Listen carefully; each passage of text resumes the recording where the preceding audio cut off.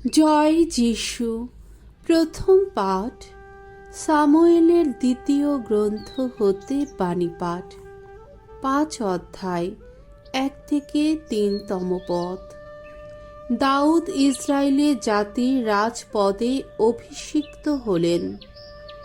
একদিন ইসরায়েলের সমস্ত গোষ্ঠীর লোকেরা হেব্রন নগরে দাউদের কাছে এসে বলল, দেখুন, রক্তের সম্পর্কে আমরা তো আপনার আপনজন। এর অনেক আগে শৌল যখন আমাদের ওপর রাজত্ব করছিলেন, আপনি তো তখন ইসরায়েলের যত রণ অভিযান পরিচালনা করতেন। তাছাড়া ভগবান তো আপনাকে বলেইছেন, তুমি হবে আমার জাতি ইসরায়েলের গণপালক, তুমি হবে ইসরায়েলের শাসক। সেদিন ইসরায়েলের সমস্ত প্রবীণেরা হেব্রন নগরে রাজার কাছে এসেছিলেন। তখন এই হেব্রনেই রাজা দাউদ ভগবানকে সাক্ষী রেখে তাদের সঙ্গে একটা চুক্তি করলেন, আর তারাও তখন দাউদকে ইসরায়েলের রাজপদে অভিষিক্ত করলেন। প্রভুর বাণী। ঈশ্বরকে ধন্যবাদ। সামসঙ্গীত 122, 1 থেকে 5তম পদ। ধুও, গভীর আনন্দে যাব আমরা ভগবানের গৃহে। সেদিন যখন ওরা বলল আমায়, চলো যাই ভগবানের গৃহে, আমি তো সে কথা শুনে আনন্দ পেলাম। আনন্দের সবার চরণ এসে থেমেছে এখন তোমার তরুণ দ্বারে, হে জেরুসালেম। হে জেরুসালেম, নির্মাণ তোমায় ঐক্যের বাঁধনে বাঁধা সুসংহত নগরীর মতো। এ জাতির যত গোষ্ঠী, ভগবানের সকল গোষ্ঠীর মানুষ এইখানে উঠে আসে। ইসরায়েলের প্রতি দেওয়া নির্দেশ মতো সবাই তো করতে আসে ভগবানের নামের গুণগান। এখানেই প্রতিষ্ঠিত আছে সেই বিচারাসন, দাউদ বংশের সেই রাজ সিংহাসন।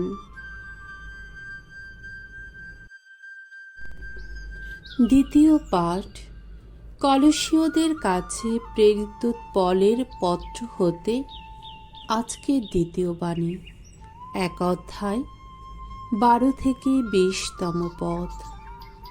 ঈশ্বর আমাদের নিয়ে এসেছেন তার প্রিয়তম পুত্রের রাজ্যে।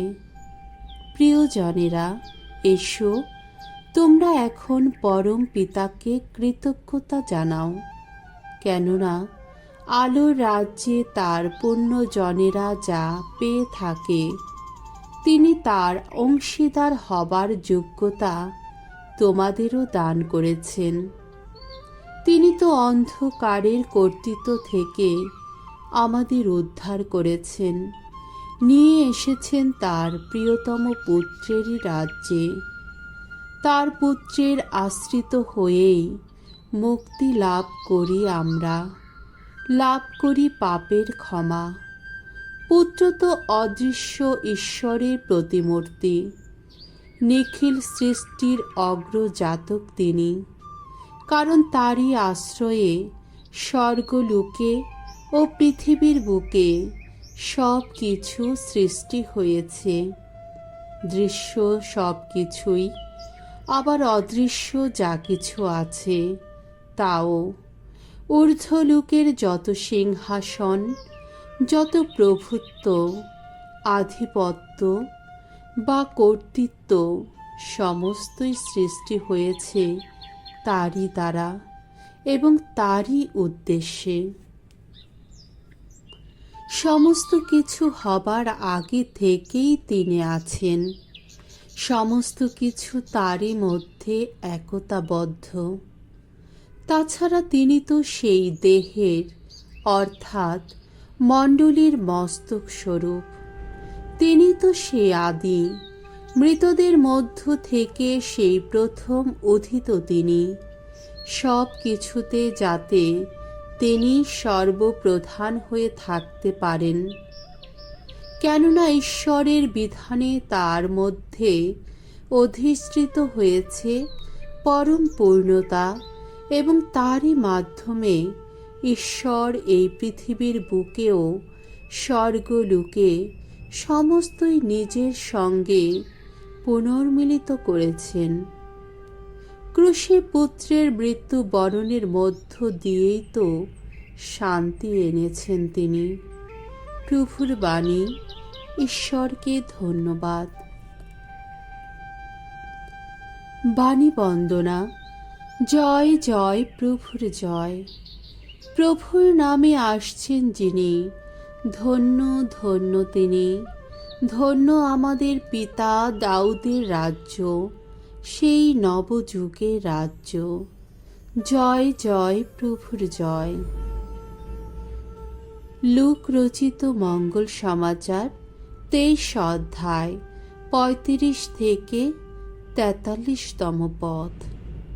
যিশু, আপনি যখন রাজত্ব করতে আসবেন, তখন আমার কথা একটু মনে রাখবেন। ক্রুশবিদ্ধ যিশুকে দেখিয়ে ইহুদি সমাজের নেতারা ব্যঙ্গ বিদ্রূপ করে বলতে লাগলেন, ও তো অপরকে বাঁচিয়েছে। ও যদি সত্যি ঈশ্বরের সেই খ্রিস্টই হয়, সেই মনোনীত জনই হয়, তাহলে এবার নিজেকেই বাঁচাক। সৈন্যেরাও তাকে উপহাস করতে লাগল। কাছে এসে তার মুখের সামনে সিরকা এগিয়ে দিয়ে তারা বলছিল, তুই যদি সত্যি ইহুদিদের রাজা হোস, তবে নিজেকে এবার বাঁচা।